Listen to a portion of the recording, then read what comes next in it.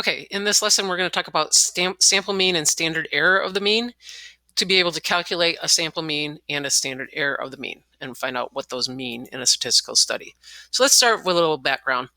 The population mean, and this also goes for proportions, but the population mean is the number of values in the population, the total sum of all the values in a population divided by the sample size or the population size. But we really don't use population because we don't usually hardly ever know the population. But if we did, that mean would be represented by the Greek letter mu.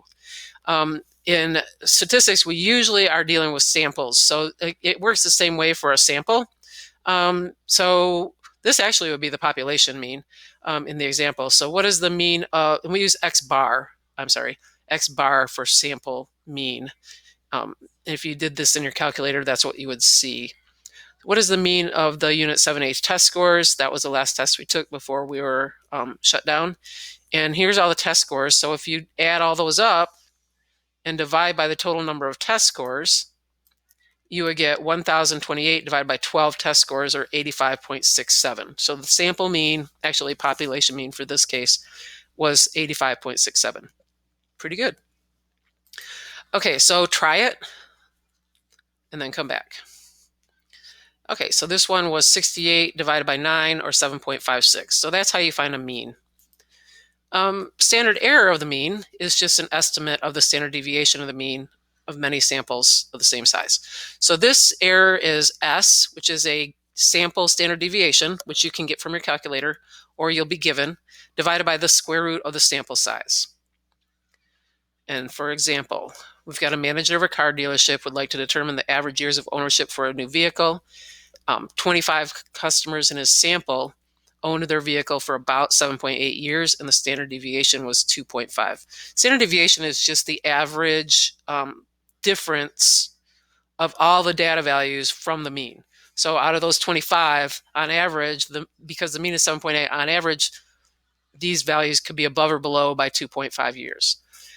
So the standard error is just if I did a whole bunch of samples of 25 customers, how much would I be off from the true mean?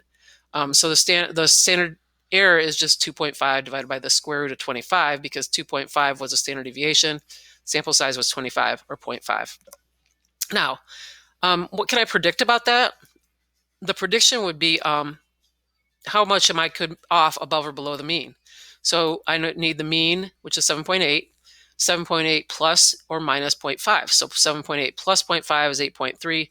7.8 minus 0.5 is 7.3. So what do I say about that? The average years of car ownership is between 7.3 and 8.3 years. Okay, go ahead and stop your video and try it. And in this case, the standard error was 0.107. And that means the NCAA football coaches make between $1.393 and $1.607 million. I wish I were a football coach, but that's a lot of stress.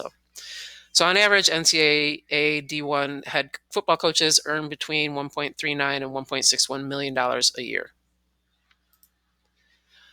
In a study of 64 patients participating in a test of a new iron supplement, the standard error for the mean was 1.625. What is a standard deviation? So we just are plugging in what we know and solving. So we know n is 64, and we know the standard error is 1.625. Square root of 64 is 8. So I multiply both sides by 8 and just multiply it out. So S was 13. So go ahead and try it. Come back. We had 230 for our standard deviation. We don't know n.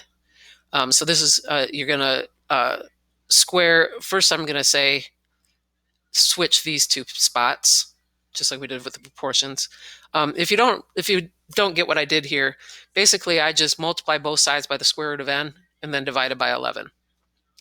Because if I went times square root of n here,